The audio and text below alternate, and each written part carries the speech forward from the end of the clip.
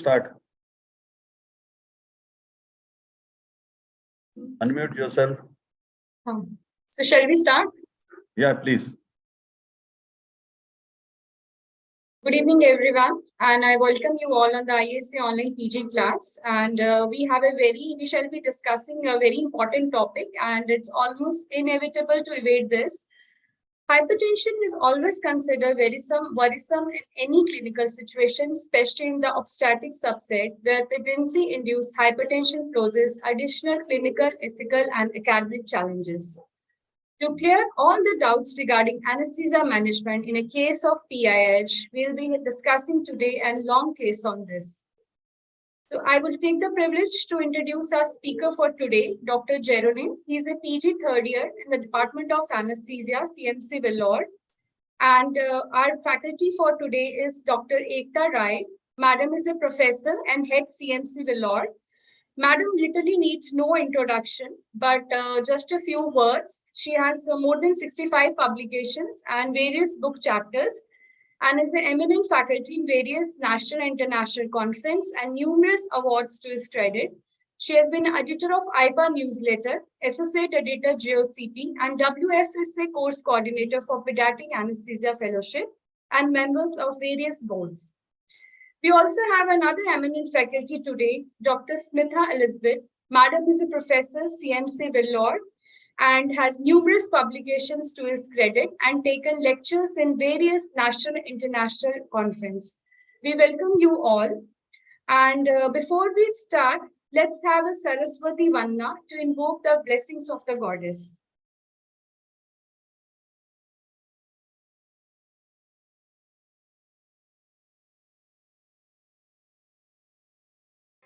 Saraswati Namastubhyam Varade Kamarupini Vidyarambham Karishyami Siddhir Bhavatu Me Sada.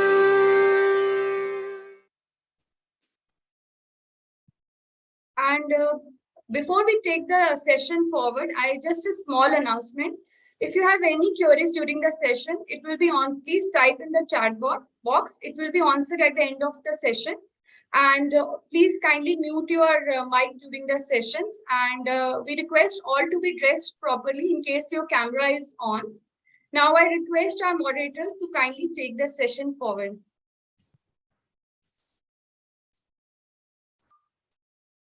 Good evening, everyone. We shall not waste too much of time, and we straight come to our case presentation. The plan for today is Dr. Geraldine will present the case, and it's like what we do in exams. We will be asking questions, and at any point you want to add some more questions, you can put it in chat box, and then we should ask Dr. Geraldine those questions also. Okay, so I think without further ado, Geraldine, are you ready? Yes, ma'am. Okay, do you want to start presenting your case? Yes, ma'am. Okay. A 25-year-old multiparous woman, G2P1L1 at 36 plus 6 weeks of gestation, who was a homemaker, completed BSc Mathematics, and her husband was is a priest. Her LMP is 28/4/2022, and EDD of 2/2/2023. Came for antenatal checkup after noticing a home blood pressure of 160/100 millimeters of mercury. She was found to have high blood pressure, recording of 140/90 millimeters of mercury at 35 weeks of gestation during her routine antenatal visit, and since then she was on regular home blood pressure monitoring and salt restricted diet. She was admitted in labor room in view of headache, and with blood pressure of 178/112 millimeters of mercury on arrival. She was started on tablet nifedipine 10 milligram per oral, and started on loading dose of IV magnesium sulfate, following which blood pressure came down to 140/90 millimeters of mercury. There was no history of blurring of vision, altered sensorium, seizure, dyspnea, snoring, hoarseness of voice, epigastric pain, vomiting, oliguria, and bleeding manifestation. Past history, there was no past history of hypertension, diabetes mellitus, seizure disorder, thyroid illness, and heart diseases, bronchial asthma, and no renal dysfunctions. Family history, her father was a known hypertensive and diabetic. No history of seizure disorder in the family, and no history of thromboembolism or cardiac illness in the family. Personal history, no history of smoking or alcohol consumption, bowel and bladder habits are normal, takes a salt restricted diet, sleep and appetite are normal. Menstrual history, she attained menarche at 12 years of age and had regular menstrual cycle once in every 30 days, lasting for 3 days. LMP is 28/4/2022. Marital history, she was married since for 3 years and it's a non-consanguineous marriage. Antenatal history, first trimester, she was conceived spontaneously, detected by urine pregnancy test and confirmed by ultrasound at 7 weeks of gestation. If and had regular antenatal visits, no history of fibromesis gravidarum, fever with chills and bleeding per vaginum. She was started on folic acid supplementation and no history of radiation exposure. Second trimester, she started perceiving fetal movements by 16 weeks of gestation and no history of elevated blood pressure or blood sugars in second trimester. Was on iron and calcium supplementation. Anomaly scan performed at 20 weeks and morphology scan at 22 weeks of gestation, and which was normal.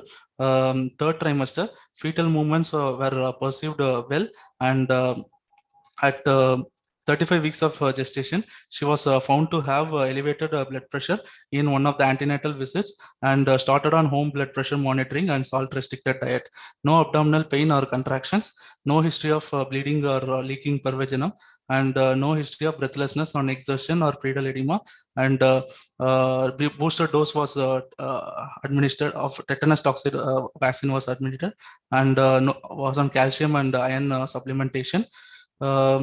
Previous pregnancy, she spontaneously conceived and 2 years back and delivered a single live term boy baby, birth weight of 3.8 kilogram, and no history of any antenatal and postnatal complications during the previous pregnancy. Summary based on the history. She was a 25-year-old multigravida G2P1L1 found to have hypertension at 90 millimeters of mercury at 35 weeks of gestation. She was on regular home blood pressure monitoring, came with complaints of headache and high blood pressure of 178/112 millimeters of mercury on arrival, and admitted in the labor room and was started on tablet nifedipine 10 milligram per oral, and started on a loading dose of IV magnesium sulfate. General physical examination, patient. Okay, Geraldine, if we may stop you at this point. Yes, ma'am. Just by history, what do you feel? Are you dealing with a high risk patient, low risk patient?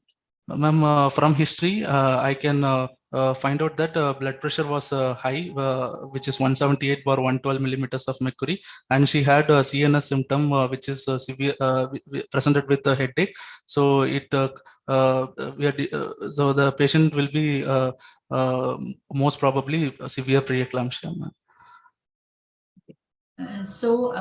In current era, are we using the term preeclampsia? Or there's any other term which is more commonly used now? Current terminology is pregnancy-induced hypertension. Okay. Okay. So as we can see clearly, she is on a regular antenatal checkup. So from the history, what I can make out is the first abnormal finding is at 35 weeks. Is that right? Dr. Geraldine, can you hear us?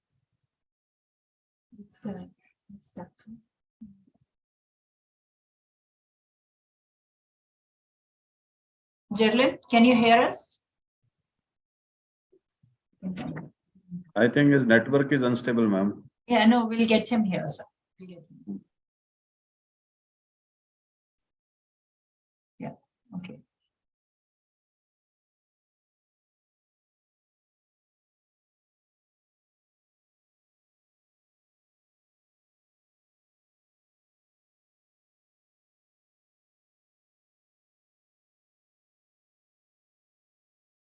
we can give you feel of live viva. I think we can make him sit next to us and Gerlin come. Gerlin, you can come here. That will give a more clear picture of examination, just like the way we do the examination in the finals. I'm just trying to get him also in our view. Okay. Yes. Okay. Yeah. Okay. So Gerlin is okay. So no, when it's history wise, we were saying about pregnancy induced hypertension, and at 35 weeks, so he is undergoing a regular antenatal checkup. Regular antenatal checkup. Yes. So at what week they have diagnosed this first time hypertension? Sir, are we audible? No, ma'am, I think you have to just raise your voice. Okay, we come close. Okay. Are we better now? Are we better now? Yes, ma'am. Okay, so you have to stay Yes. loudly. Okay. So because she is undergoing regular checkup, antenatal checkup, is this finding first identified at 35 weeks? Yes, ma'am. At 35 weeks of gestation, initially identified. First time. You have to be like- First time it was identified at 35 weeks of gestation. So is there any significance of this? You identify hypertension? Ekta, ma'am, your questions are not audible that clearly, na? Is that better? Now it's better. I think you have to Okay. come in front of mic when you have to ask. Sure.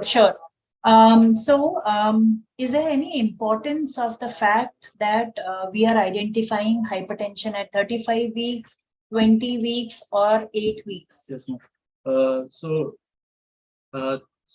This hypertension is identified after 20 weeks of gestation, and it belongs to the category more than equal to 140 millimeters of mercury systolic blood pressure, and more than or equal to diastolic blood pressure of 90 millimeters of mercury.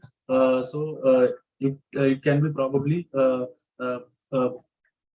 gestational hypertension at that 35 weeks of gestation.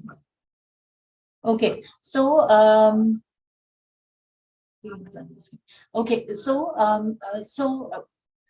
is there any implication of identifying hypertension at 20 weeks and 35? Why I'm asking this question is, when you see a patient who's coming at hypertensive diagnosed for the first time at 35 weeks, is there any difference? So I understand you said after 20 weeks is pregnancy-induced hypertension. That's fine.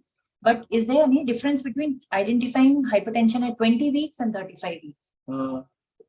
Ma'am, it can be early onset and late onset presentation. If it is early onset, more likely to be severe form of the disease.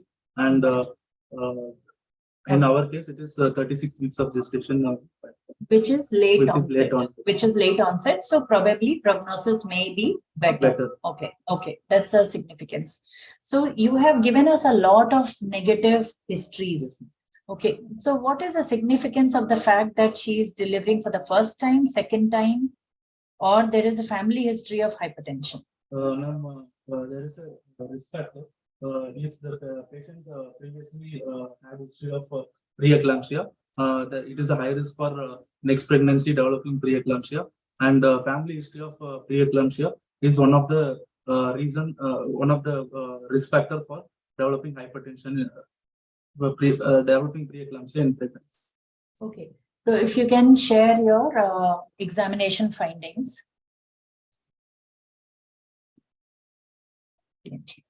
You have to be loud and clear.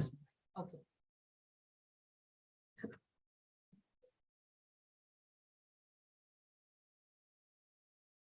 So are we audible? Because I'm seeing some messages that speak loudly and clearly. Are we audible or not audible, sir? Ma'am, you're audible, but not very, very clear. Okay, we are not very clear. Okay. Ma'am, I think the distance of Geraldine is quite far from the microphone. Okay. Yeah.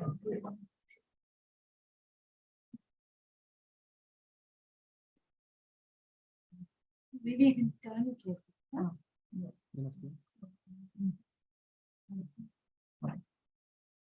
Okay. So generally, you go through the examination. You don't have to tell all the. Geraldine, you try to sit near the laptop so that your Yes. voice is audible. Your answers are important. Ma'am questions can be, ma'am questions are audible. Your voice is not audible. Yes, sir. Now it's fine. Yes. Ma'am, you can ask the question keeping the laptop near to you. Then you can move the laptop towards him, na, when he is answering. Sure, sir. Am I audible? I'm little far, but am I audible? Ma'am, you are not audible. Okay, okay. Sure, sir. Just give us some. Okay, General physical examination. Patient was seen lying down in left lateral position and appears comfortable. Alert. Patient was alert, conscious, oriented, and cooperative. She was moderately built and nourished, and height of the patient was 155 centimeters, and weight of the patient is 68 kilogram, and BMI is 28.3 kilogram per meter square, and bilateral pitting pedal edema was present. No pallor, icterus, cyanosis, clubbing, and generalized lymphadenopathy. JVP was not raised. Thyroid, no enlargement of the thyroid gland, and spine lumbar lordosis was noted, and peripheral venous access was good. Vitals, pulse rate was 108 per minute, and regular rhythm, good volume pulse. All peripheral pulses were palpable. No radial or radiofemoral delay. No palpable vessel wall thickening felt. Blood pressure is 158 bar 104 millimeters of mercury in right arm in sitting position, and 152 bar 96 millimeters of mercury in left lateral position. Respiratory rate is 16 per minute, and saturation was 98% at room air, and she was afebrile. Airway examination, no facial anomalies was seen, and mouth opening interincisor distance was 4 centimeter, and modified Mullimpty class 2, and no restriction of neck movement. Dentition, no buck teeth, no loose teeth or artificial teeth, and thyromental distance was 6.5 centimeter, and the breast was enlarged, and the nasal patency adequate, and no deviated nasal septum. Cardiovascular system, precardium was normal. Apex beat felt at fourth intercostal space in mid-clavicular line, and S1, S2 heard normally, and no murmurs. And respiratory system, upper airway was normal, and trachea is in central position. Bilateral equal chest movements and expansion present, and normal vesicular breath sounds. Air entry equally heard on both sides, and no added sounds. Central nervous system, higher mental function normal. Cranial nerves normal, sensory and motor system normal, no signs of cerebellar dysfunction or meningeal irritation, no hyperreflexia. And abdominal examination, inspection, abdomen was distended and consistent with pregnancy, linea nigra and stria gravidorum present, and no visible scars and dilated veins seen. Palpation, on no warmth or tenderness, fundal height corresponds to 36 weeks of gestation, and hard, round, and palatable mass felt at the suprapubic region corresponds to the fetal head. Soft fetal pole corresponds to the buttocks felt at the fundal region. Fetal movements felt well, and cephalic presentation. Auscultation, fetal heart sounds are auscultated in left iliac region. Heart rate, fetal heart rate was 156 per minute, and investigation wise, hemoglobin was 11.3 gram per deciliter, and blood grouping B positive. Serum creatinine 0.39 milligram percentage, viral markers negative, and fasting blood sugar 82 milligram per deciliter, platelet count 2.6 lakhs, and LDH 245 units per liter, AST 15 units per liter, and ALT 9 units per liter. Summary of the case: 25-year-old multigravida, G2P1L1, 36 plus 6 weeks of gestation, EDD to 2023, found to have hypertension, 140/90 millimeters of mercury at 35 weeks of gestation on regular home BP monitoring. Came with complaints of headache and high blood pressure, 178/112 millimeters of mercury on arrival, admitted in labor room and started on tablet nifedipine 10 milligram per oral and loading dose of IV magnesium sulfate given. Diagnosed to have severe preeclampsia, with impending symptoms with single live intrauterine gestation in cephalic presentation.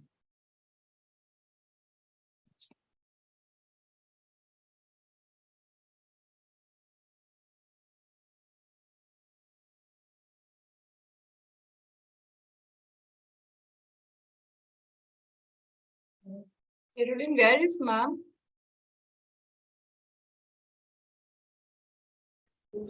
Ma'am is speaking. Ma'am, is it? With the name of Smita, Dr. Vidima. I think you will have to make her co-host also. I tell to sir only, no? I tell to Ma'am. sir. Ma'am, not audible. Already co-host. Dr. Ekta Madam is already co-host. Sir, she is by the name of Smita. There's the name by the name of Smita.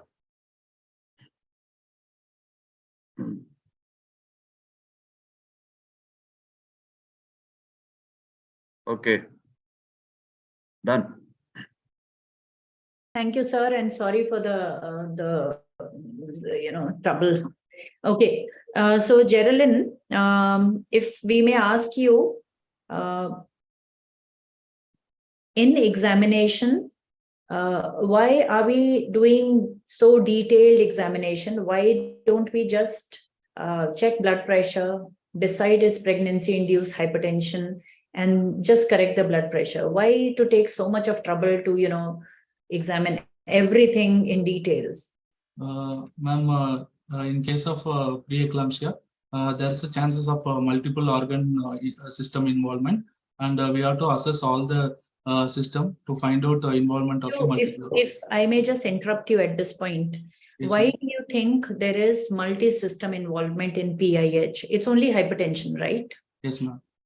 Ma'am, due to in normal pregnancy, pathogenesis due to trophoblastic invasion into the decidual and myometrial segment of the spiral arteries, there will be loss of endothelium and increase in the diameter of the vessel, so that there will be a low resistance and high flow system, and there will be unresponsive to the vasoactive stimulation. But in preeclampsia, there is a defective trophoblastic invasion, and so that the myometrial segment of the vessel will be remaining in constricted state, and there will be a reduced diameter, and it leads to high resistance, low flow system, which will impair the uteroplacental flow.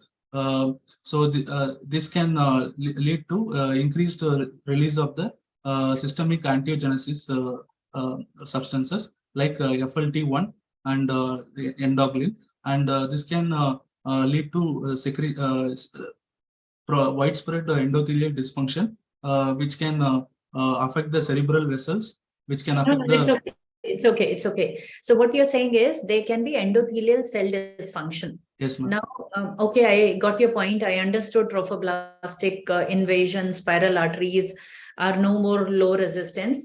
But even if endothelial dysfunction happens, what is the major problem which happens because of this endothelial cell dysfunction? Yes, ma'am. Because of endothelial cell dysfunction, it involves the multiple vessels, ma'am, which is cerebral vessel, placental vessel, and myocardial vessels, and renovascular vessels, which can cause. That's fine. What you're trying to say is endothelium is present everywhere. Yes, so every organ gets involved. But the question which I am trying to ask you is, what exactly endothelium does, which causes this massive response?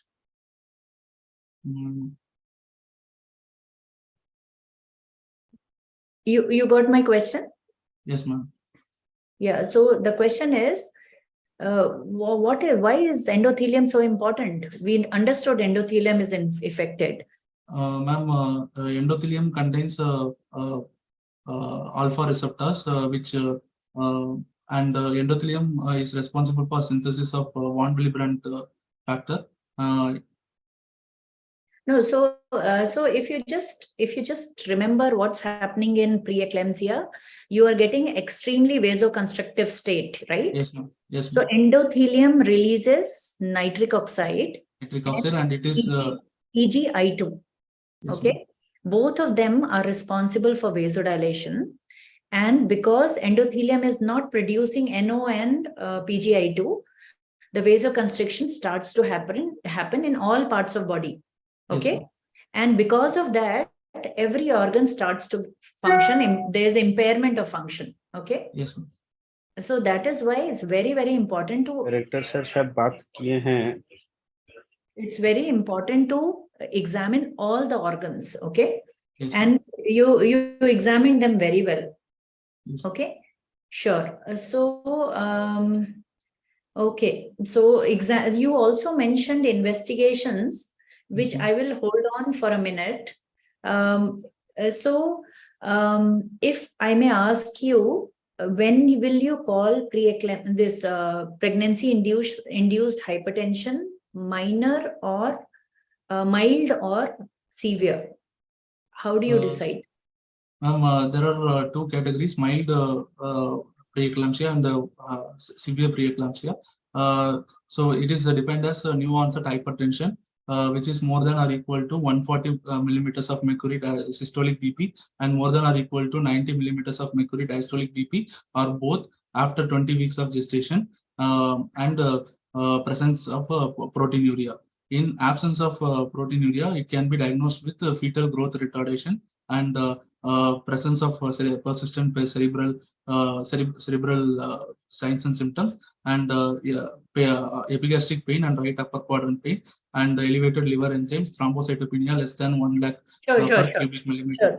If I just simplify this, what you're trying to say is hypertension, gestational hypertension with at least one end organ damage. Yes. Involvement. Okay. Yes, and why is there so much of emphasis on proteinuria? There is a glomerular endotheliosis. Because of that, there is a increase in the pore size and change in charge sensitivity, so that the proteins are excreted in the urine, which causes proteinuria. Because of decreased addition of decreased protein synthesis because of liver involvement, it causes decreased colloidal oncotic pressure, which can lead to escape of the fluid to the interstitial space, which can result in pulmonary edema. Sure. Yeah. So here the question was only that why are we emphasizing so much on proteinuria? Because every time you say, though they have actually made the definition now, gestational hypertension with one organ, but still proteinuria is highlighted so much, because usually it's the kidney which deteriorates rapidly very early in preeclampsia or PIH, and proteinuria is very easy to clinically diagnose. So is there any way you can identify involvement of kidney or renal system earlier than seeing proteinuria?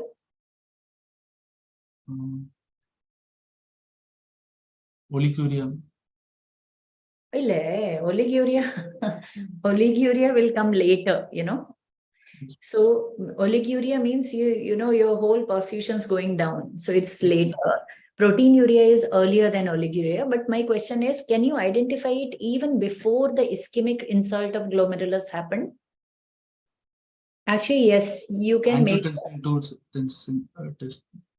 You can measure serum urate levels. Okay. Uric acid level, yes, ma'am. Yes, you can measure those levels, and serial measurement going up uric acid levels can actually give you a hint even before the damage has happened.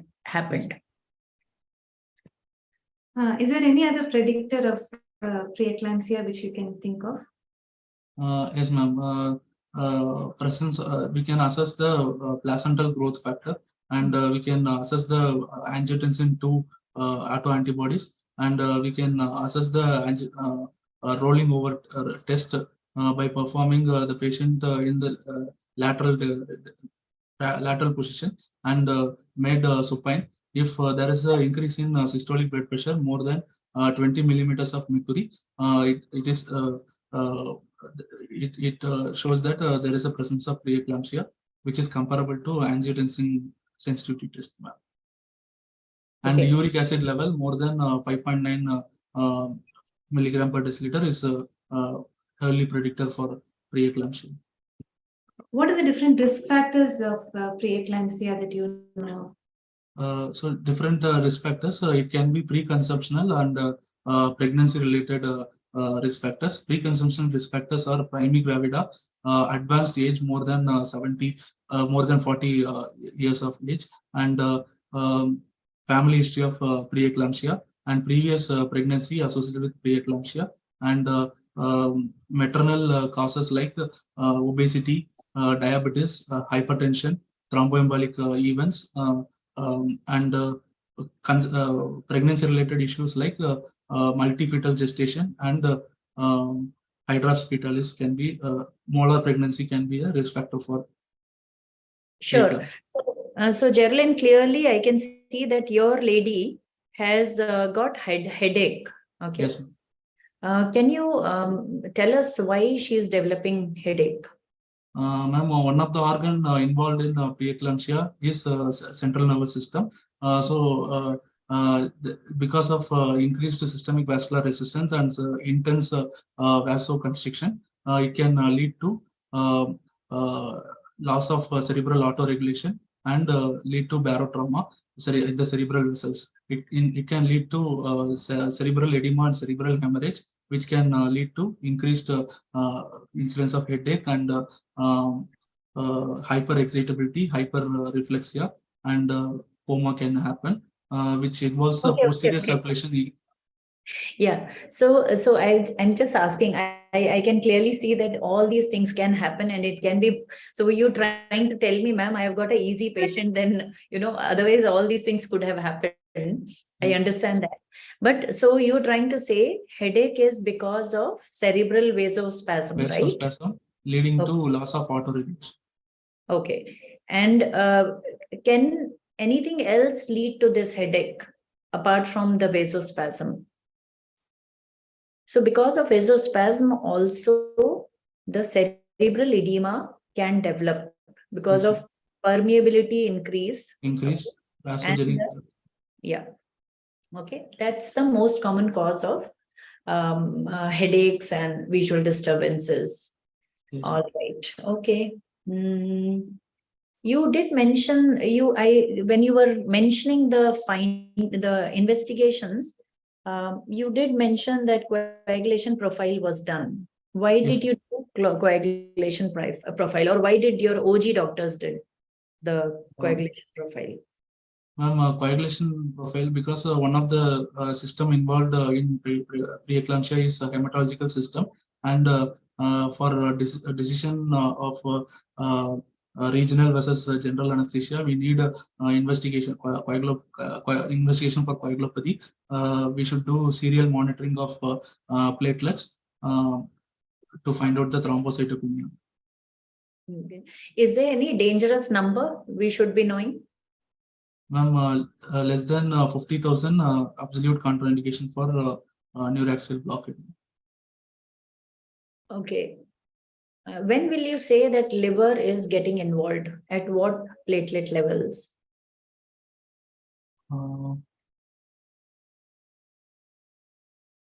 Usually anything less than 1 lakh alert starts, less than 80,000 debatable about your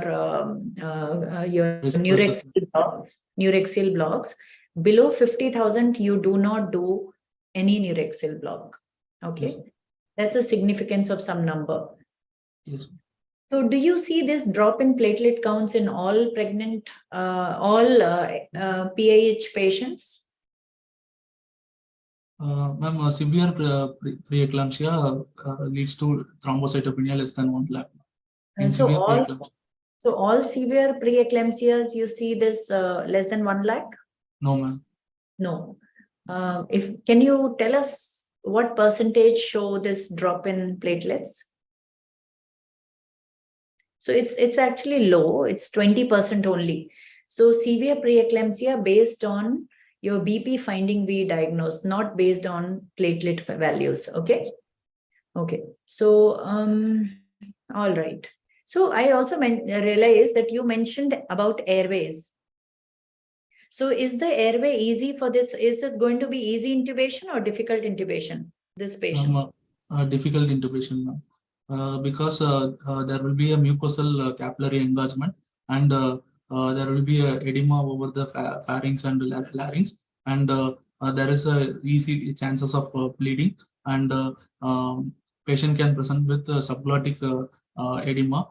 So we should take history of dyspnea, hoarseness of voice, any history of snoring, stridor, and patient can be in prolonged hypoxemia. Yes. What are the 3 factors which contribute to the airway edema in PIH or preeclampsia?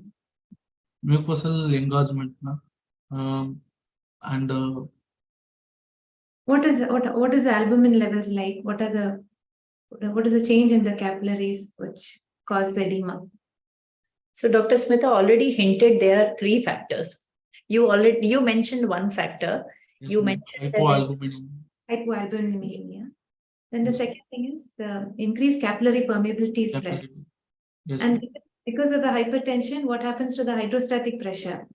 increases, ma'am. Hydrostatic pressure increases, and it leads to loss of integrity of the endothelium, vascular endothelium. So as we all know, all pregnant females are difficult airway because why is that? Ma'am, because of pregnancy itself can cause a pharyngeal and laryngeal edema, and FRC of the patient is reduced.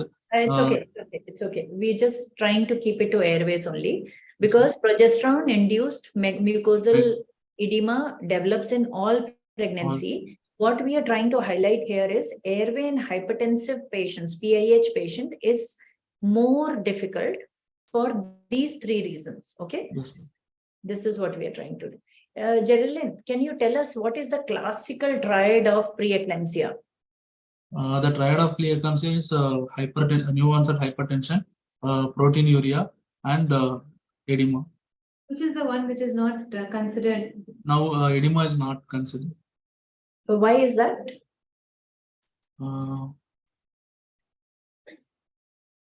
Does normal pregnancy have edema? Yes, ma'am. Normal pregnancy has non-specific. So this is not very specific. Yes, okay, that is why. Okay, so now this patient, we come back to this patient. They have called you to see this patient. They have told you all examination findings and investigations on phone. And they said they are not posting her, but they just want you to see. What will you do? Yes, ma'am. This patient, I need to do pre-op evaluation. You have done. Pre-op, you have done. You have done examination and investigations you have gone through, which you have just told us. And medication history, I should know that. Yeah, and, you have told. And I should assess the hemodynamic status of the patient, and any ongoing blood loss, like presence of blood in the urinary catheter, I should see, and I should assess the patient whether the patient is in airway involved, history of snoring. She is in a lot of pain at this point. Yes, ma'am. I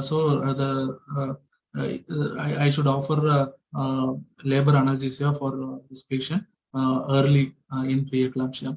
So you will just go ahead and offer her, labor analgesia. She is a severe PIH patient. Yes, ma'am. So so severe PIH patient, we have to assess the coagulopathic investigations, normal platelet count, and no ongoing hemorrhagic and HELP syndrome should not be there. The platelet count has been done 2 days ago. Yes, ma'am. Are you happy to, and it is more than 1 lakh. Are you happy to go ahead with your epidural? Ma'am, at least 2 hours before platelet should be done, and not adequate platelet count, we can go ahead with the epidural analgesia. So, so let's say the same patient, she is only mild PIH. Yes, still you want 2 hours before? At least 4 to 6 hours before we need a platelet. Yes, 6 hours. For a mild PIH, you need last platelet count should be within 6 hours. Yes, And ma'am. for severe PIH, because the drop in Trend in the platelets is very fast. Yes, ma'am. So last 2 hours you need to have. Okay, good. So how does labor analgesia help these patients?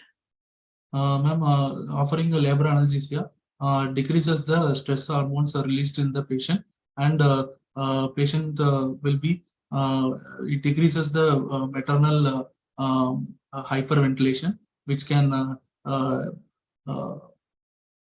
maternal hyperventilation, and because of maternal hyperventilation, there is a chances of alkalosis in the maternal, and it can lead to shift of ODC curve to the left side, which decreases the fetal oxygen delivery and fetal hypoxia. So it maintains it prevents fetal hypoxia, and it maintains the uteroplacental flow, and it decreases the pain-induced catecholamine release, which lead to hypertensive crisis. And yes. Okay. So if we just ask a little more about medications, what antihypertensive she is on? She was given a tablet nifedipine, 10 mg, and she was started on loading dose of magnesium sulfate IV. Okay, so what is she's severe hypertensive, and she has one value which you said was around 170, right? Yes, ma'am. 170 systolic, diastolic, how much you said? 112. 112. Okay. So such a patient, how quickly you will reduce the blood pressure? Ma'am, goals of antihypertensive therapy will be reducing the mean arterial blood pressure gradually up to 15 to 25% reduction, ma'am.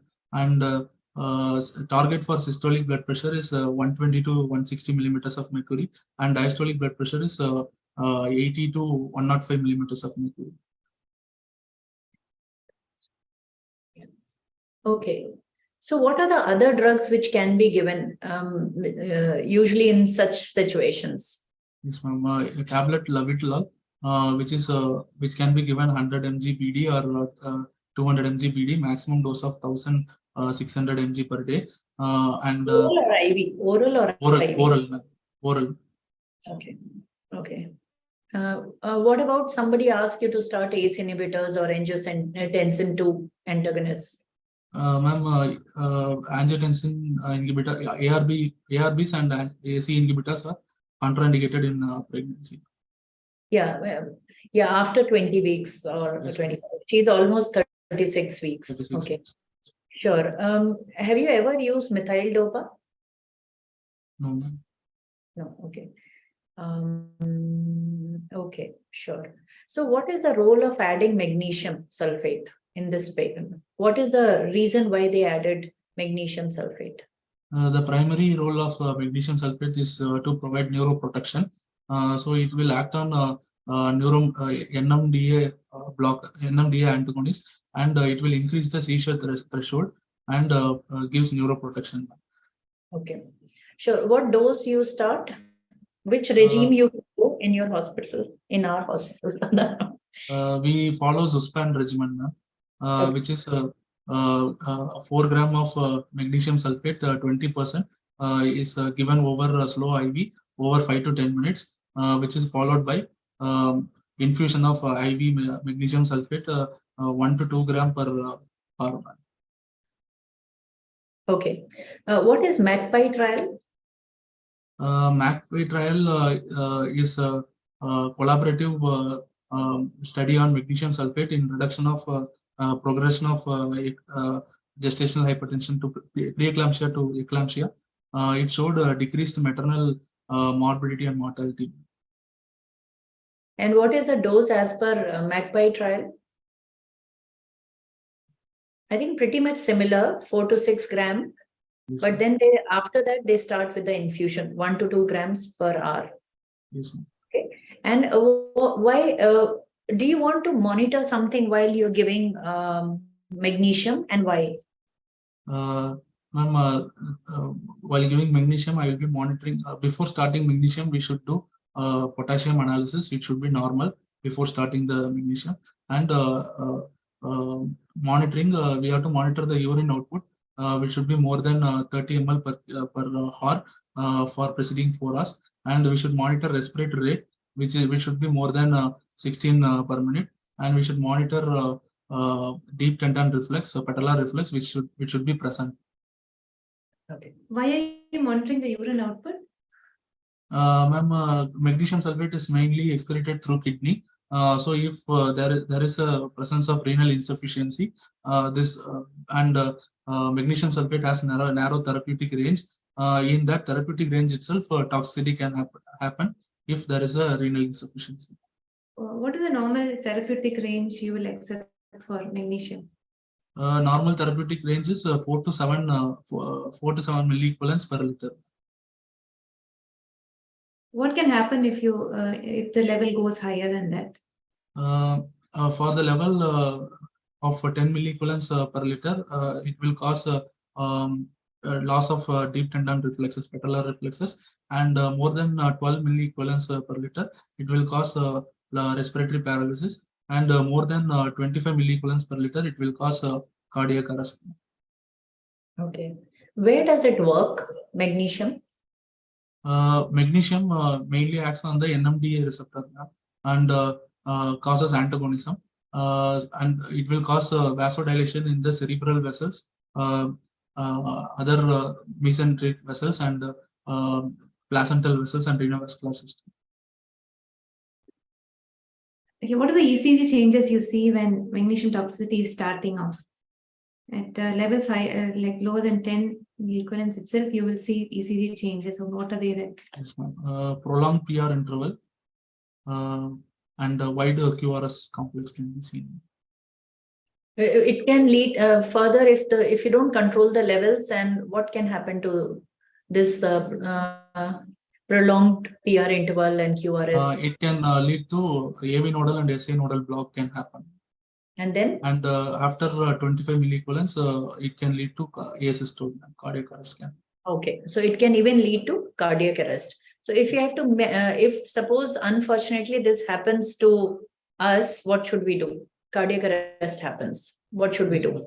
So if the cardiac arrest happens, we should call for help, and we should start securing the airway, clear the maintain the airway patency with clearing the secretion, and connect the monitors saturation probe, ECG, and pulse oximeter, and blood pressure monitoring, and sorry. I just said, if the cardiac arrest happens, what yes, should cardiac arrest has happened? You yes, gave magnesium, cardiac stop arrest. the magnesium sulfate. Okay. Stop the magnesium sulfate and airway breathing circulation. We have to follow and start CPR. Yes. First start CPR and anything else you want Antidote. to do? What else will you give? Even before antidote, you want to do anything else? Now you are, you're managing a PIH. You are in labor ward alone. Magnesium went up. You are alone with physicians around. Okay. Yes, you stop magnesium. Do you want to do anything? Do you think there's a role for seniors to come in? Yes, ma'am. Call for help. Yeah, definitely call for help. Cardiac arrest, we cannot manage alone. Yes, excellent. So yeah, then Dr. Smitha wants to ask you, is there anything? So you will do routine cardiac CPR. Yes, ma'am. You will definitely take BLS to ACLS, but before that, now you know the cause is magnesium is more. What will you give? Ma'am, we can give calcium gluconate 10% solution, 10 ml slow IV. Sure. So your patient is on nifedipine. So yes. And the patient is on Maxer. So is there something that you have to be concerned about in this scenario? There can be a drug interaction between magnesium sulfate and nifedipine, which is a calcium channel blocker. So calcium channel blocker and magnesium sulfate has synergistic effect. Both potentiates either effect. So patient will have profound hypotension and fetoplacental compromise and fetal bradycardia and hypoxia.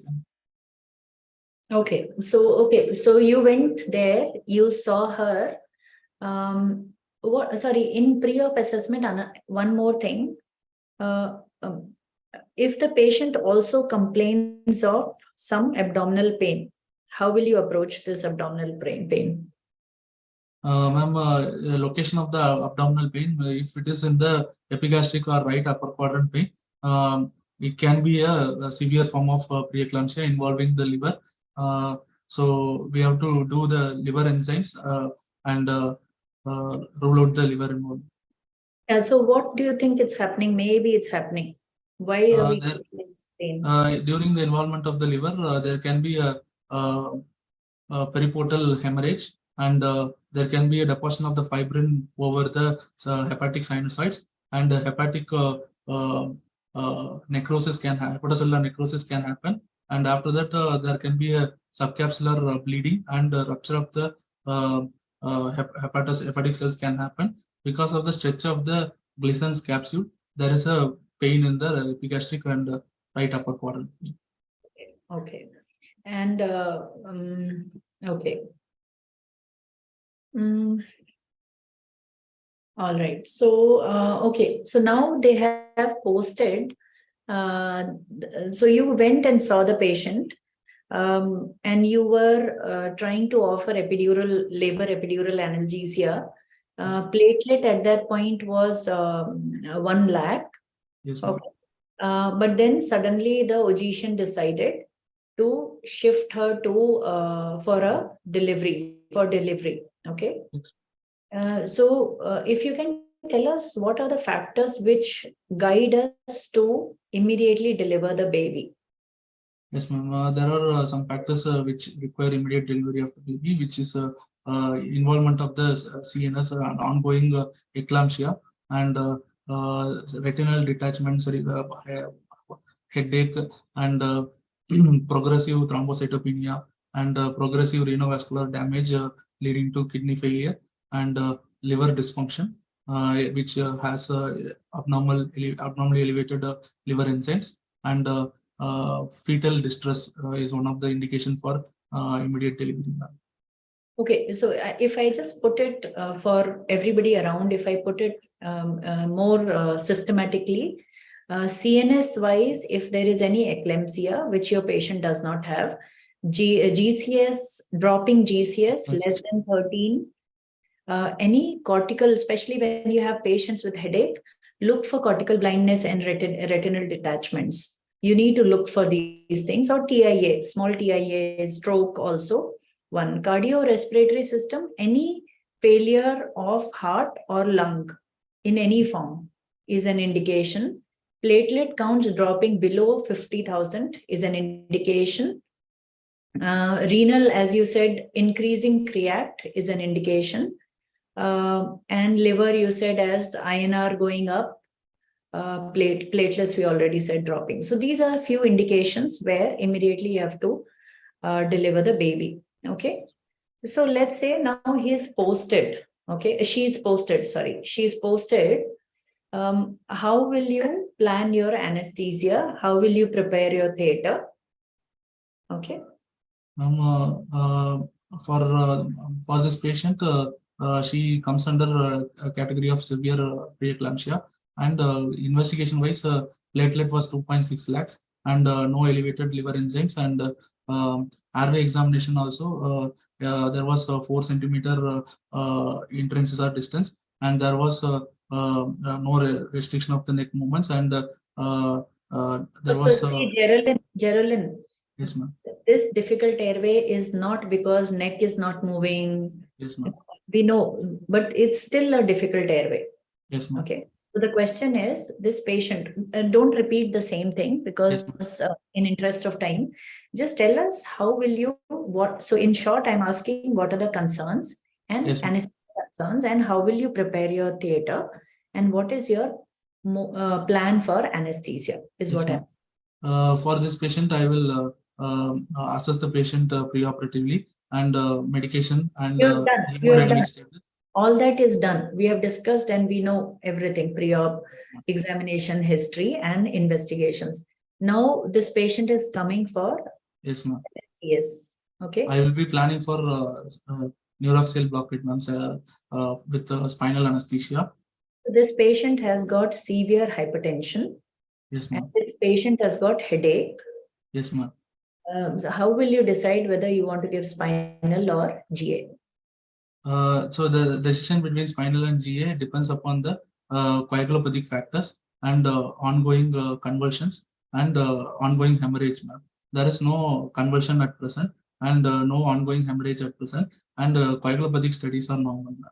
So I can go ahead with spinal anesthesia in this patient, ma'am. And there is no fetal distress at present, and we can go ahead with spinal anesthesia. Okay. Okay. Though we missed the theater preparation, anything specific you want to tell in theater preparation? Yes, ma'am. In theater preparation, I have to inform, call for help for this patient, and I will be checking the machine and check the ambu bag and the powerful section to be kept ready, and defecate airway cot should be kept ready, which consists of appropriate size and smaller size endotracheal tube with bougies and short handled and functioning laryngoscopy kept ready with the second generation supraglottic airway devices to be kept ready, and if possible, video laryngoscope can be kept inside the theater. And after loading the general anesthesia drugs and resuscitation drugs with phenylephrine and ephedrine, we should make sure that drugs that reduces the intubation response like labetalol and esmolol to be kept inside the theater ready, and table should be checked and to be ready, and after getting the informed consent, I can take the I can give take the patient inside. If it is I can give It's okay. It's okay. You prophylaxis for yes, ma'am. Yeah. Okay. So so because you decided to go for subarachnoid block, Yes, ma'am. you gave the so just take us through how will you do this case for subarachnoid block? Yes, ma'am. So after positioning the patient in sitting or lateral position, I'm sure you want to start IV, right? yes, ma'am. So what gauge IV you want? Ma'am, white bore peripheral line with 18 gauge should be put, and connect the monitors. Generally, what we see day to day is they in labor ward they put some either 22 gauge cannula. Yes, ma'am. If the patient comes with IV, we should check that IV whether it is functional or and then if required we have to insert another peripheral line, and we should connect the monitors like electrocardiogram, pulse oximetry, non-invasive blood pressure monitoring, and ETCO2 capnography and temperature monitoring. And will you go for invasive arterial blood pressure monitoring? For my patient, for this patient, I will not prefer to go for invasive blood pressure monitoring. Which patients will you go in for invasive? Ma'am, if there is a requirement of additional vasodilators like nitroglycerin or sodium nitroprusside, we need for invasive blood pressure monitoring, and for hemodynamically unstable patient coming for surgery, we need invasive blood pressure monitoring to assess the beat to beat variability. Okay, so what is your expectations after you give subarachnoid block? Are you expecting too much of blood draw or blood pressure, or not much drop in blood pressure? Ma'am, when comparing to the normotensive pregnant woman, if the subarachnoid block is given to the preeclampsia patient, almost a drop in BP is comparable. Okay, that's what recent study says, right? If whatever there's a little drop in blood pressure, which drug you will give to maintain that blood pressure? Ma'am, minimal doses of phenylephrine can be given, 25 microgram to 50 microgram phenylephrine. You right now, so you have to ensure that phenylephrine is loaded and kept ready. Value doses. what will happen if you give ephedrine? Ephedrine can cross the placenta and it can cause fetal acidosis. That it can cause in any pregnant women. Yes, ma'am. But is that damage is same as that of any other pregnant woman, or there's more problem here? Exaggerated response to vasopressors are seen here, ma'am. So Why is that? because of abnormal trophoblastic invasion, there is a Okay. No. So trophoblastic abnormal placentation is anyway there. So Yes, why ma'am. does PNP behave better than ephedrine? Ma'am, it selectively acts on the alpha receptor, ma'am. Ephedrine acts both on alpha 1 receptor. Directly acting, other is indirectly acting. Yes, ma'am. Okay, ephedrine is indirectly acting. Okay, so you can have exaggerated response of Yes, that. ma'am. Okay. All right. So subarachnoid. Is subarachnoid better, or if given a choice, you will try to put epidural? Ma'am, epidural, there will be a technical difficulty in emergency situation, ma'am. So there can be a generalized edema which can obscure the access to the spinous process, and technical difficulties there. And initiation of epidural will take a longer time for initiation. Subarachnoid block provides a rapid onset of the action. Okay. And sometimes epidural also can be patchy, right? Yes, ma'am. The kind of anesthesia you get with subarachnoid block is far better, superior than epidural. Okay. Advantage is you can have slow reduction in blood pressure. Yes, ma'am. Okay, but the recent studies anyway saying that the blood pressure drop is equivalent to any other pregnant patients. Okay, before giving subarachnoid block, what is your fluid management plan for this case? We should follow the restrictive co-loading. We can give 1 ml per kg body weight per hour. Crystalloids can be given as a restrictive fluid co-loading. Okay, so you will, I think you can give a little more than 1 ml per kg, but then restrictive is the word. Yes, ma'am. So you will not just open your drip and let the whole fluid go in. What is the problem if you do that? What Yes, ma'am. Patient is already in fluid overload state now, and it can lead to increased. Is this patient in fluid overload state? What is the volume state? What is the volume? Ma'am, intravascular plasma volume will be contracted plasma volume, ma'am, but extravascular fluid will be accumulation will be there, and this patient can lead to pulmonary edema if. So if you just, I understand that what you're meaning, I can understand, but if you just say the capillary permeability is increased. Yes, ma'am. There is a leaky channel. Yes. So you say that leaky membranes, it will anyway leak out. And the Yes, other thing is the low colloid oncotic pressure, which will also contribute to the pulmonary edema. So when you're answering, probably this is how you should say, but I understand that you know why you're not giving. Okay. All right. Okay. So fluid, that's your plan. Why don't you just give very less amount of colloid? That will be better, right? But because of decreased colloidal oncotic pressure, drawing up the fluid of intravascular is very difficult if the colloid is. Because your colloid oncotic pressure is low, then all the more reason we should give colloid, right? Yes, ma'am. Already capillary endothelial damage is there. Colloid can cause increased damage to the glycocalyx in the endothelium. So two reasons. One, your kidneys may be affected. So that's what you're trying to say. Kidneys may be affected. So colloid or artificial colloids are not good. But more than that, because the endothelium is leaky, so the colloid going out into extracellular space, it's very difficult to get that out. So it's, if you ask me, I will give crystalloid. Okay, crystalloid. Okay. Okay, for some reason there's a fetal distress. Now you have to give general anesthesia. Yes, ma'am. Take us through general anesthesia. This patient is anticipated difficult airway.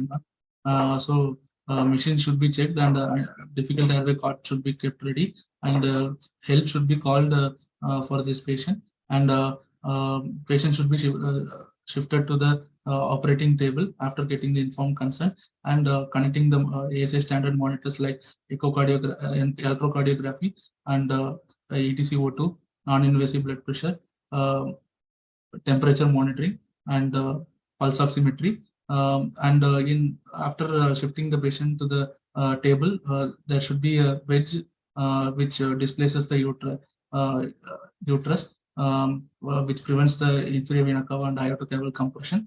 And proper IV access should be checked, and a wide-bore peripheral line is preferred, and the difficult airway cord should be kept ready, and adequate pre-oxygenation should be done, and at least will you only do pre-oxygenation, or you would like to do something more than pre-oxygenation? Is it only pre-oxygenation or para-oxygenation? Para-oxygenation with nasal cannula 15 liters per minute can be done to maintain the end-tidal oxygen fraction more than or equal to 0.9. Is there any equipment nowadays available that can give better oxygenation, intubation?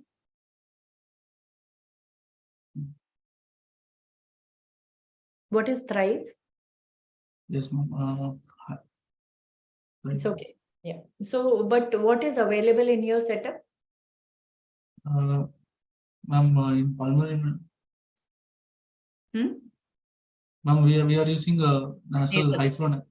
Nasal, yeah. We are using high flow nasal. Okay, sure. Okay, so how did you suppress the intubation response to laryngoscopic response? What are the drugs you take? To suppress the laryngoscopic response, we can give lignocaine to 1.5 milligram per kg. We can give, and we can give injection labetalol, and fentanyl 2 microgram per kg can be given to minimize the intubation response, and labetalol 20 mg can be given to reduce the intubation response, and quick laryngoscopy should be done. Okay, if I may ask you, what is the onset of action of labetalol?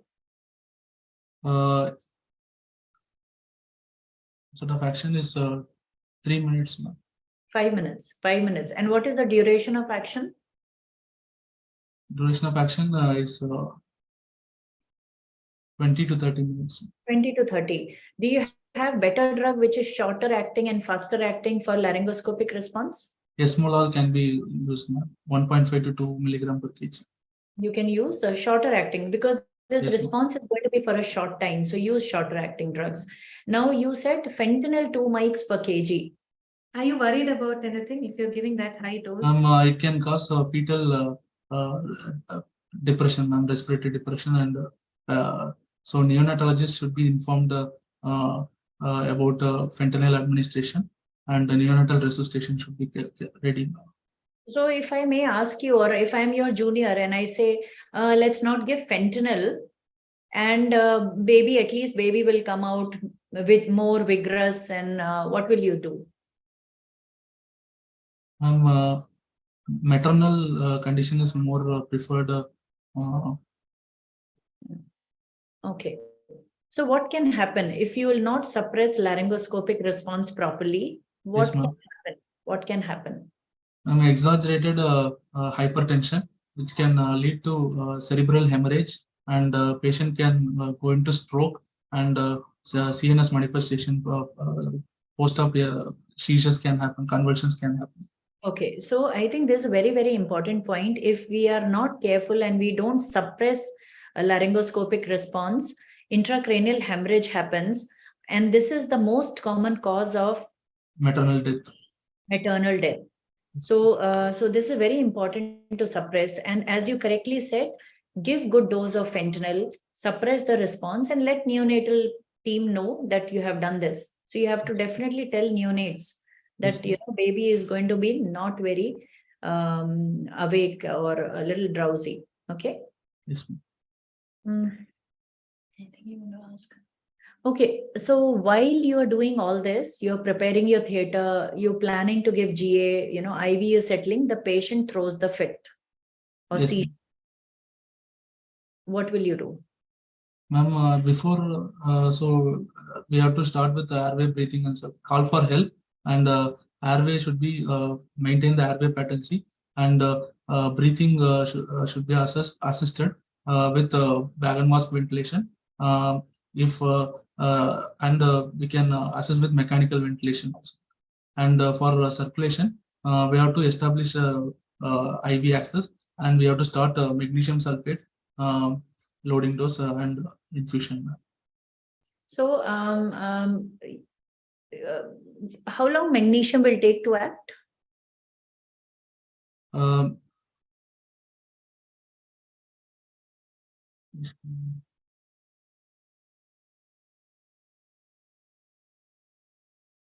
Does it act immediately? No, ma'am. So what we do you want to give any immediate acting or fast acting drug? Yes, ma'am. What? Which Midazolam can be given. short acting, Short but acting. benzodiazepine you want to give. IV, what is the dose you want to give? 5 mg IV we can give, ma'am. And Okay. So you controlled basically for eclampsia, you will resuscitate the patient, you will control seizures, you will control blood pressure, and then go for cesarean section. Okay, excellent. Now what are we doing? Okay, so yeah. Yes. Can you elaborate on HELP syndrome and what is CBI's criteria? ma'am, HELP syndrome is one of the severe form of preeclampsia, which can present with hemolysis with peripheral blood smear showing echinocytes and hemolysis and Burr cells can be seen. And in biochemical examination, serum bilirubin can be more than or equal to 1.2 milligram per deciliter, and elevated liver enzyme with LDH more than or equal to 600 international units per liter, and AST more than or equal to 70 international units per liter, and there will be a low platelet thrombocytopenia, which is less than 1 lakh per cubic millimeter. So Siebel's criteria is abnormal peripheral blood smear showing hemolysis, hemolytic pattern like echinocytes and Burr cells, and with biochemical test bilirubin more than or equal to 1.2 milligram per deciliter, serum thrombocytopenia with platelet less than 1 lakh per cubic millimeter, and AST more than or equal to 70 international units per liter, and LDH more than or equal to 600 international units per liter. So, so you have intubated the patient, you managed to intubate the patient. How will you set your ventilatory parameters? PEEP should be kept higher level, ma'am. If suspicious of pulmonary edema. Because they are high risk for pulmonary edema. High risk for pulmonary. Okay. But remember, they are vasoconstricted. You have not also given too much of fluid. If they hemodynamically become unstable, based on how stable they are hemodynamically, based on that, you add on your PEEP. Okay. What about your tidal volume, your respiratory rate? Yes, ma'am. 4 to 6 ml per kg of tidal volume. Respiratory rate will be maintaining the EtCO2 at the level of 35 to 40 millimeters of mercury. So, because this patient's saturation, there were some crepitations. You have added PEEP, but saturation is always towards 90. Okay. Yes, and I am with you. I'm your junior, and I go up on respiratory rate. Yes, ma'am. Because I think junior thinks that by giving more respiration, probably we can have better oxygen going inside. Yes, what is the problem here? Hyperventilation can lead to alkalosis, maternal alkalosis, and it can shift the ODC curve to the left side, and fetal hypoxia can happen because of increased affinity of hemoglobin to the oxygen. Okay. All right. So now surgery went well. And you, what is your concern about when once a baby is out? What is our next concern? We can once the baby is out, we can give adequate analgesia to the patient, and if fentanyl is given, we have to inform the neonatologist. The moment baby comes out, what drug you give? Ma'am, we should. There is a chance of postpartum hemorrhage in this pre-eclampsia patient, particularly. Yeah. Particularly if the patient is on magnesium sulfate, it can cause a postpartum hemorrhage.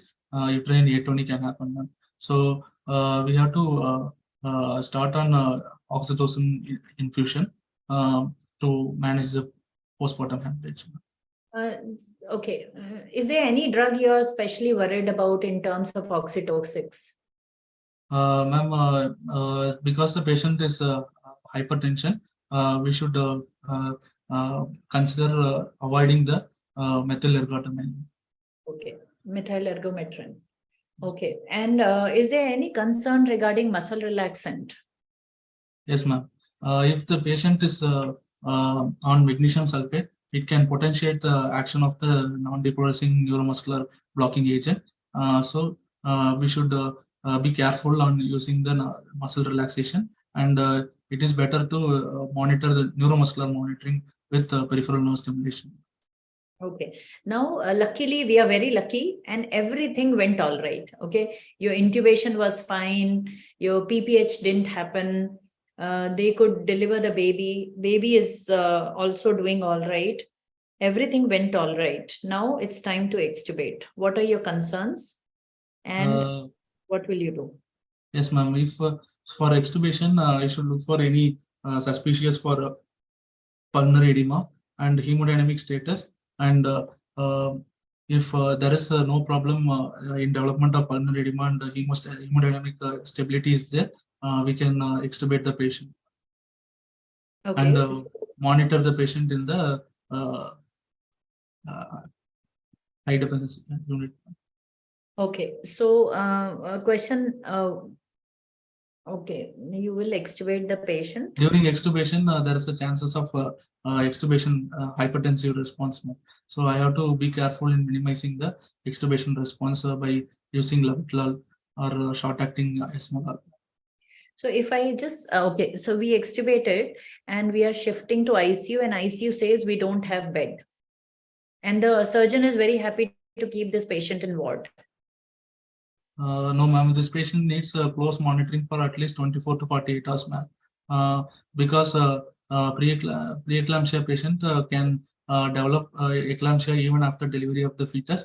And if the patient is on magnesium sulfate, the close monitoring of urine output, respiratory rate, and hemodynamic monitoring are required. Close monitoring is required. So I'll just rephrase what you're saying. So Yes, magnesium has to be continued for next 24 hours. Yes, and eclampsia risk is still high till 48 hours post-delivery. So you need to monitor both the things. And actually post-op hypertension also goes up by post-op day 3 and 4. So you need to monitor this patient. Yes, post-op patients. Okay, now let's just also touch upon the analgesia part. Yes, ma'am. So intra-op you gave, let's say we're talking about GA, intra-op you gave Fenta, morphine, post-op, how will you give analgesia? Different modalities of analgesia can be given. Local infiltration at the wound site can be given.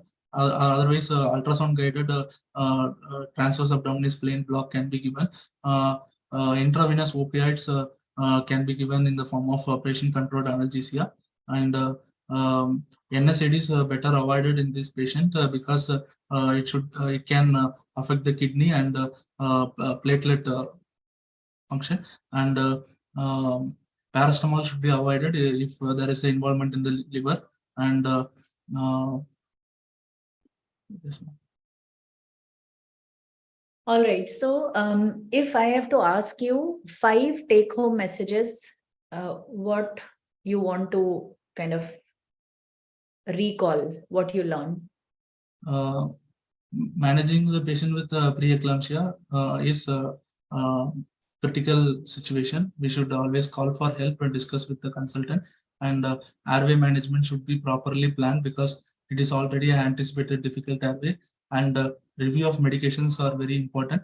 When magnesium sulfate was started, and monitoring was very important. And intraoperative management of the fluid management is important. And during extubation, it is important to give trial of extubation, and if it is adequate of extubation only, we should do the extubation. And post extubation, post-operative analgesia should be planned very well, because there is a chance of hypertension development after delivery also.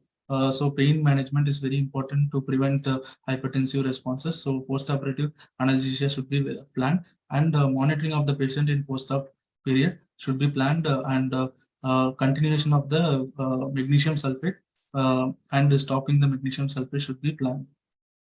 And intraoperative management of the postpartum hemorrhage should be planned. Okay, I think Geraldine, you did a great job. Excellent. So you, I think this is how in exam probably we should give clear answers. That's really nice. And if anything you don't know in exam, you just feel free to say, I don't know, rather than, mixing up the answers. So I think, Dr. Smita, you want to say anything? I think he summarized the key point also. Dr. Bajwa and Dr. Ridhima. Yes, ma'am, I'm there.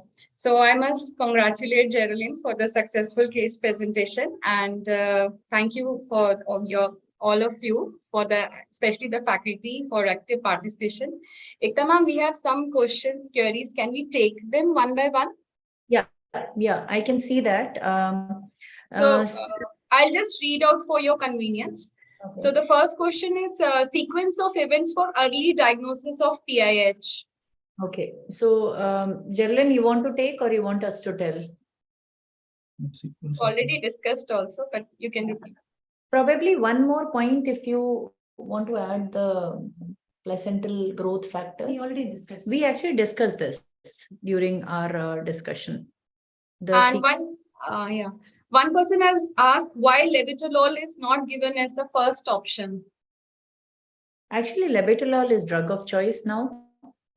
In fact, in our patient, yes. Oh, maybe that's why they're asking. Okay, in our patient, this patient got nifedipine. To be very honest, even I don't know why they started nifedipine. Usually we start labetalol, but I don't know why in this patient nifedipine was started early. Actually, labetalol, hydralazine, and nifedipine are considered like first line, so maybe they have preferred for something. Yeah, and generally in our institution, we start labetalol as a first drug, but for this patient, nifedipine was started. Not so sure. And Pritchard regime, somebody has asked. Yeah, Geraldine, you can go ahead. We just said he told us. Yes, Pritchard regimen is 4 gram of 20% magnesium sulfate is given over slow IV over 5 to 10 minutes, and which is followed by 5 gram of 50% magnesium sulfate, which is given in each buttock, and every fourth hourly in alternate buttock 5 gram of 50% magnesium sulfate deep IM is given. Okay. So incidence of stress cardiomyopathy in severe eclampsia. So I don't know exactly the number that I can give you, but it is seen. We had few cases we have seen, and it's basically because there's, afterload is so high that heart goes into, failure and the myopathy is developed. But incidence, I'm not so sure. Maybe I. And cutoff function is also most commonly seen in PIH. Yeah. Cutoff platelet count for invasive BP monitoring. Is there any cutoff point where you can should do it? I think. No, I think what I feel we go for cutoffs for centenurexil block, and if you can give centenurexil block, you can do outline. But I don't know if there is any number for maybe somebody who knows can tell us. I don't know if there's any number for invasive blood pressure monitoring. I think invasive monitoring is more for the hemodynamic instability than platelet has to do it. The next question is, ma'am, the albumin or starch, which is better for volume resuscitation in these kind of patients? For these patients, crystalloids are better. Crystalloids better. But if you have to choose colloid for some reason, probably natural colloid is better. So albumin will be all right. But I mean, I will go for crystalloid. Is there should be any ideal incision time for delivery to avoid fetal distress? So any time, I think. Sorry, I didn't get the question. Somebody has asked, is there any timing for the cesarean to undergo cesarean or something to prevent that distress? Yeah, we did mention that. We actually discussed when is the delivery warranted. So there are multiple things, like if there are CNS related complications started to happen, which somebody also has written press, drop in GCS, eclampsia, all these factors we actually during course of our discussion we discussed. If cardiovascularly, if there is need for inotropes, if there is cardiomyopathy developing, then also you need to deliver baby. Also remember, if you're delivering baby very early, you need to give steroids. I think we missed this point somewhere. You need to give steroids at least 2 doses, 8 hours apart. 12 milligram of betamethasone. Yeah, 12 milligrams you have to give so that, lung gets matured. But there are multiple indications for early delivery, CNS, CVS, respiratory, more need of oxygen, pulmonary edema, all these requirement of inotropes. All these are the reasons why we may have to sometime deliver the baby early. Earlier, less than 34 weeks, it is better to give steroids. Dr. Kanta is asking, is it important to do leak test before extubation? Yes, leak test. See, there is edema. There's edema present. So there is a chance that post extubation, and you have put a foreign body, you have put an endotracheal tube there. So the chances of patient having stridor is high in this case. So leak test is useful. It is not a specific test, but so the numbers are like 110, more than 110 ml. Leak is safe number to be to achieve. But if leak is not present, does not mean that you don't extubate. It just means that you have to be careful that there can be a problem post-op. But leak test is not a specific test to go for. There is something called absolute leak test, which means if you intubate a patient and you inflate your cuff, look at the expiratory tidal volume, and deflate your cuff and look at your expiratory tidal volume, note the leak at the beginning of the surgery, and towards the end also check the leak test. And if there is any drop, this patient is high risk for post-op complications. But only based on the numbers to decide that you're not extubating, I think you have to have a clinical judgment. You have to make your own call at your own place based on. Next question is in this part, ma'am, I'd like to mention, it's the airway. When you intubate such patients, you always assess the airway under vision, that then the ease of the insertion of the endotracheal tube and how much difficulty was there in securing the tube. And the cesarean section is a very short surgery, unless until we have got extraordinary surgeons who take 2 to 3 hours.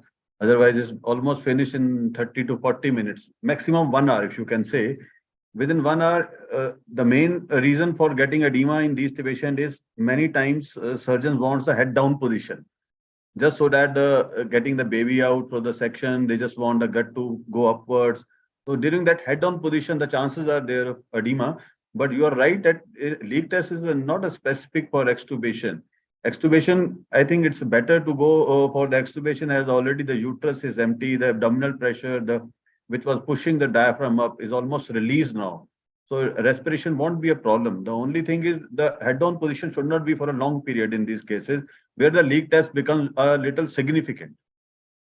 Yes, I completely agree with you, sir. And also fluid, how much intra fluid we have given also makes it worse.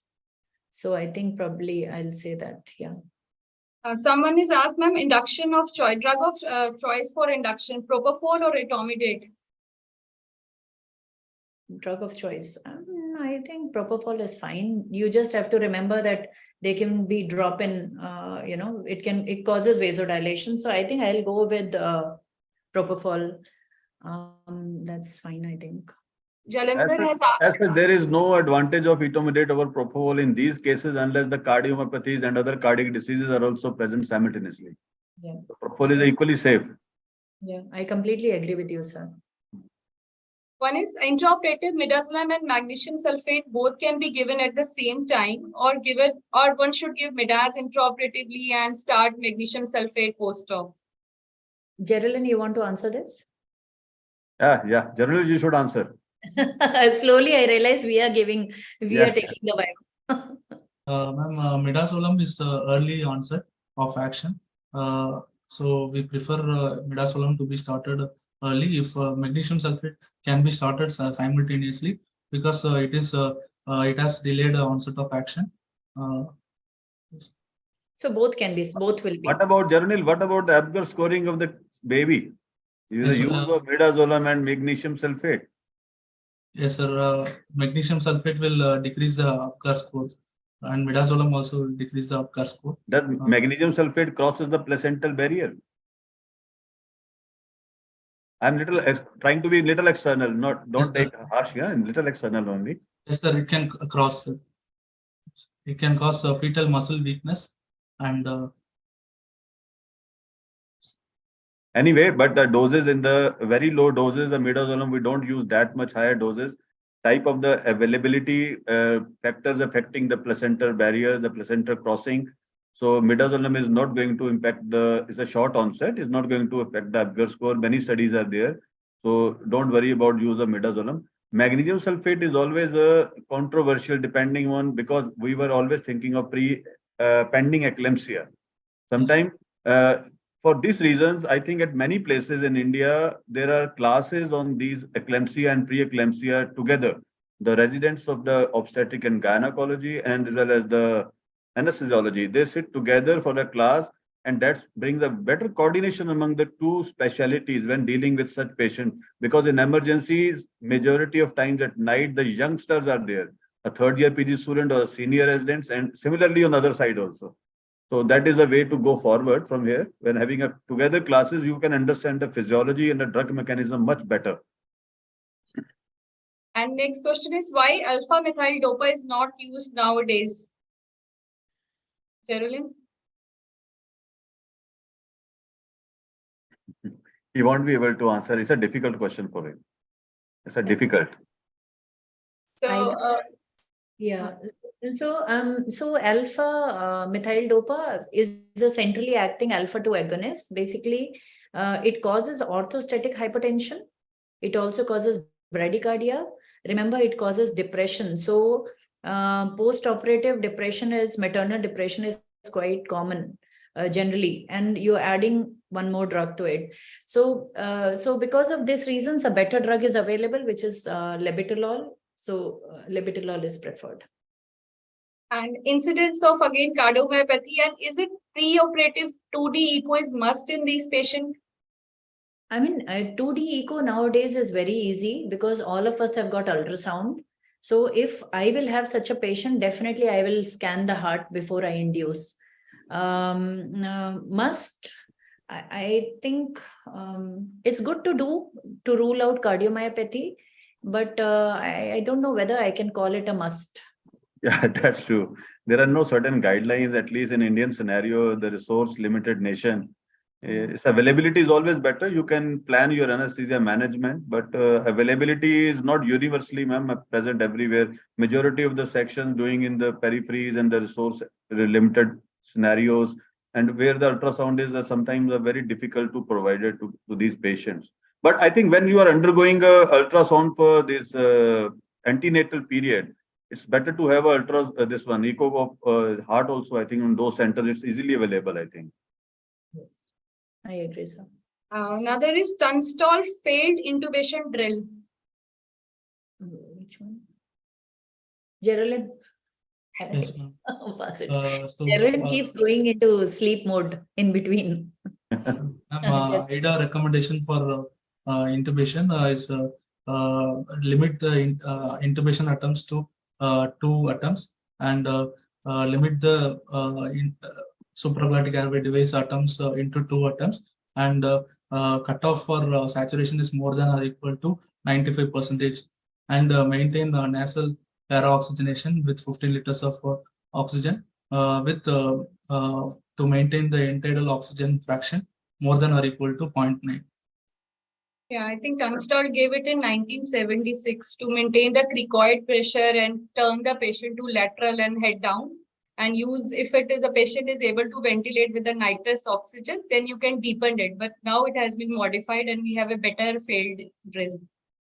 And last is lytic cocktail regime.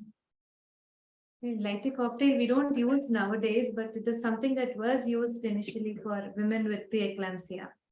So it's a combination of chlorpromazine, promethazine, and pethidine. And that is supposed to reduce the BP and cause sedation of the CNS. But we don't use it in our institution, definitely, and I don't know whether it is used anywhere else. No, ma'am, it's not used, I think, nowadays. I think we have taken all the questions, sir.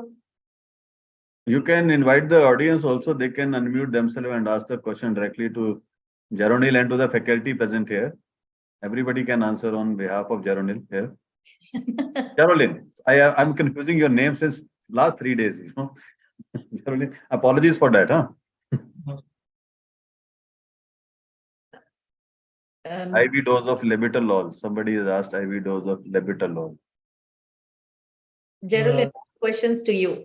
Yes, ma'am. IV dose of labetalol, we can initiate the dose with 20 mg, and if there is not a desired response, we can increase the dose to 40 mg and 80 mg.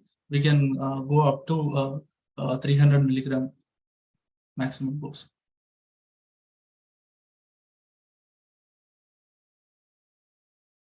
Anybody else wants to ask Jarolin any other question? Anybody? Or to the, I think for a suggestion or your feedback to this particular class? Hello, sir. Good evening, sir. Sir, I just want to ask, sir, should we have to give midazolam and fentanyl routinely before induction? No, so sorry, is there a question for PIH? Shall we Yeah, give? ma'am. Yeah, ma'am. Yeah, ma'am. Yeah, ma'am. For in this case, ma'am. No, so in this case, if there is no eclampsia, no need to give midazolam. But for decreasing the laryngoscopic response, you definitely will need fentanyl. And what about midazolam, ma'am? Midaz, why do you want to give amnesia? What amnesic drug you want to give for these patients? Definitely you're giving something, right? Propofol is what we give. Yeah, propofol is what we give. So you're already giving amnesia. So then continue with that. Amnesia through propofol, analgesia through fentanyl, and paralysis through scoline in these cases are to do. Because laryngoscopic response is there and we don't want it. So you want to give some lignocaine, you want to give some esmolol, you want to give labetalol, all these drugs, so that response and quick intubation is very important. Senior intubating, especially when it is a difficult airway, intubating is important. Using small size tube is important. And we can go with the 2 mics per kg body weight fentanyl, ma'am. Yes, absolutely fine. Yeah, so don't hesitate to give fentanyl is what we are trying to say. We do understand that it has impact on baby, but you need to tell your neonatologist, because otherwise mother will have intracranial hemorrhage and she will get a very poor outcome. So let's not go there. So give fentanyl if you have to. Okay, ma'am. Thank you. Thank you so much, ma'am. Suddenly there is spurts of questions are there, no? I don't think so. There is a much to answer. 2, 3 are important points. One was this one. What about the dextromid for pressure response? I don't think so. We should be preferring dextromid in the pregnancy type. There should not be an experimentation with the dextromid as a going to alpha-adrenergic. agonist and it's going to have effect on the fetus also. Better not to, because there are not good studies. Ethical considerations are there for use of dextromid in pregnant patients. So there are not much studies to support the data for pressure response. We have better alternatives. Fentanyl is there, Zalocard is there, this one lignocaine, hydrochloride, preservative free is there. So many drugs are there. Why to go for the dextromid? What? Ridhima, you can keep asking the question. There are certain questions. Yes, sir. Can we give neuraxial block in PIH patient with decreasing trend of platelet count? If the platelets... Geraldine, try to answer. Simple, Yes, it's sir. very simple. So if it is more than 80,000, we can go ahead with neuraxial blockade. If it is less than 80,000, from 80,000 to 50,000, we should weigh the risk-benefit ratio. We can do additional investigations with PT, APTT, and depending upon the risk-benefit ratio, we can go ahead with spinal anesthesia. And less than 50,000 platelet, absolute contraindication for neuraxial blockade. Geraldine, what about the qualitative and quantitative functioning of the platelets? You are talking about 80,000. I say I will go for the 50,000 also. I can give neuraxial blockade. How Yes. can you measure? How can you ensure the safety that in these patients, even with the 60,000, 70,000, you can give neuraxial blockade, and even with the 1 lakh, you may not be able to give? Yes, sir. Any tests? We should assess the patient for ongoing hemorrhage and bleeding PTI manifestation. you have already done. PTI, APTT you have done. I think you should better go for the thromboelastography also for the functioning of the platelet function. The qualitative function of the platelet is very important in ensuring the hemostasis during the neuraxial blockade or during the surgery. Yes, sir. Next question is test dose for epidural. Can it be given in this patient, Geraldine? Test dose we can give without epinephrine is what? No, what do you mean by without epinephrine? Plain local anesthetic. So why do we give test dose? To confirm the position of the epidural catheter. What are the two places you do not want to put? Because we are already 8:15, so quickly. Subarachnoid space we should not put, and intravascular space we should not put. So subarachnoid you can find out from lignocaine. How will you figure out it's intravascular or not? Intravascular 1.5% lignocaine with 1 in 2 lakh epinephrine can be injected. 3 ml. So that's the question. So that's the question. Will you give adrenaline in this patient? Yes, ma'am. We can. Yes. Ma'am. What is the blood pressure? 150 by 90 or 160 by 100? Yes, ma'am. So you will not give adrenaline, okay? Yes, ma'am. Alternative test is we can give 100 microgram of fentanyl, and if within 5 to 10 minutes, patient can feel drowsiness if it is intravascular. Yeah, so I'll just rephrase the question. Do you give in your practice test dose in PIH? No, ma'am. Okay, that's the question. Okay. If there is one episode of seizures before the patient came to OT and patient is already on magnesium sulfate, so should we give midazolam, or what is the role of Levera, and should we repeat magnesium?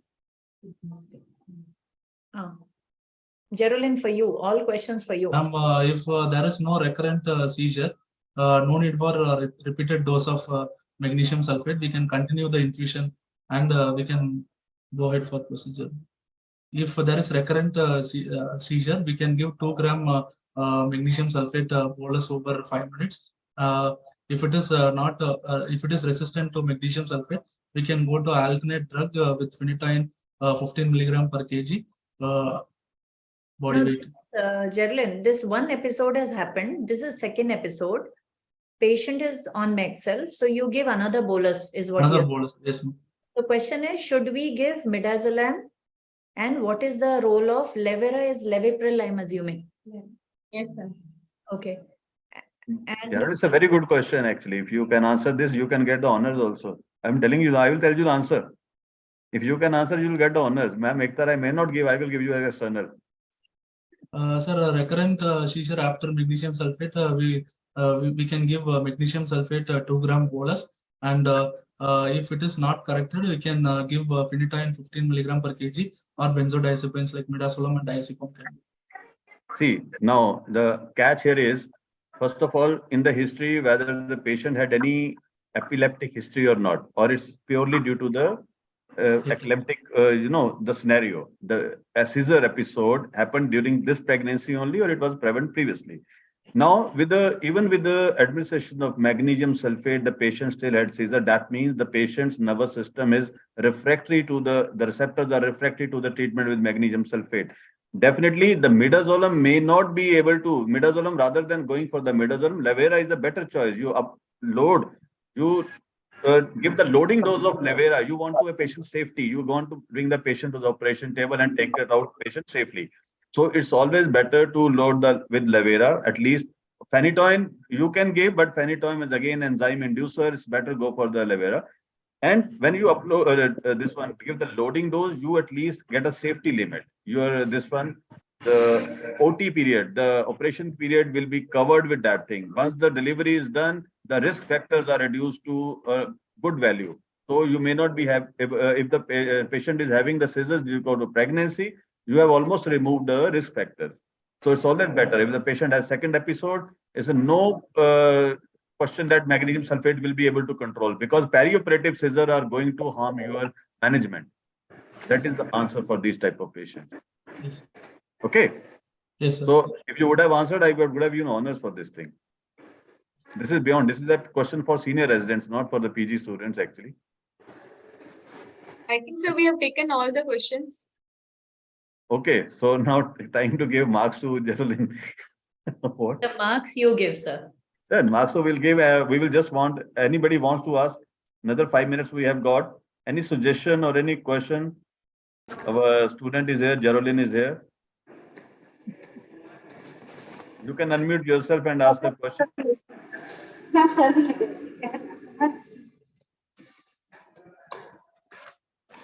I don't think so. Everybody's answers almost answered. Geraldine, you did a wonderful job. 90% answer you did well. So that means, so you were taught 100%, but 10% I think will come with the practice. So 90% you have answered today, and that too in a well manner. The maximum happiness can be derived from the fact that you did not do any blunder. You did not do any blunder. Just wait. You did not do any blunder, and the answer was good and definitely satisfactory to everyone. And that shows the hard work done by Ekta Madam and Dr. Smitha. And they have done a wonderful job in preparing. Ma'am, you are managing a department of so much a bigger faculty and so many PG students, so we can understand. And taking a PIH case and that too in a short time is a good thing. So, and Geraldine was full of confidence and a very, this is the way to answer, remaining calm, not doing blunders and just sticking to the basic answers, whatever are asked by the examiner. So it's a good job. I congratulate the teachers first rather than Geraldine, because the teachers are always there to teach and how the students fare in any examination or on any platform, whether it's an online platform or it's a real physical examination. So I think, Geraldine, you will be doing that during your final examination also. Yes, sir. Isn't it? Yes, sir. So best wishes from all of us here for your final exam, and kudos to your teachers, Ekta Madam and Dr. Smitha, for preparing you in a wonderful manner. Yes. So before you close, we would like to thank me and Dr. Smitha would like to thank ISA and you for giving us the opportunity. And I'm sure Geraldine has got amazing experience with so many people here, in front of seniors and experienced faculty and answering questions. So we are very thankful for the opportunity, sir. Yeah, this is not just 2 internals and so many externals. That's a very difficult scenario to answer all these things. Isn't it, Geraldine? Yes.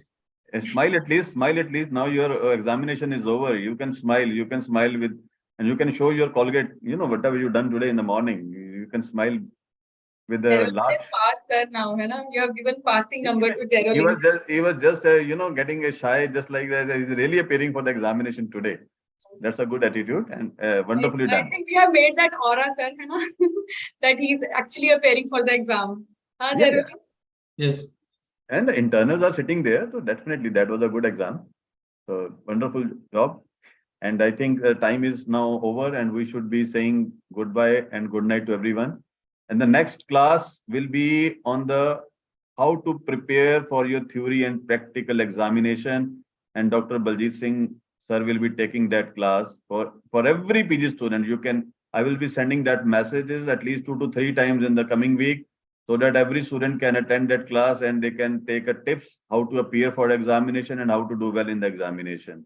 So next time we will be meeting next Monday with a very good class, how to prepare and how to face examination. Is it? Yes. So thank you, Dr. Ridhima. You have done a wonderful job today in anchoring, and that was thing you at least took half of the job of the moderator as well as of mine also. So really thank you to you also, and thank to ma'am Ekta madam and Dr. Smita. Really heartful thanks to you for preparing in a short time. And Geraldine, wonderful job. Thank you. Keep it up. Huh? Best wishes. Yes, sir. So we end by saying long live ISA. Long live. Long live ISA. Thank you so much, sir. Thank you.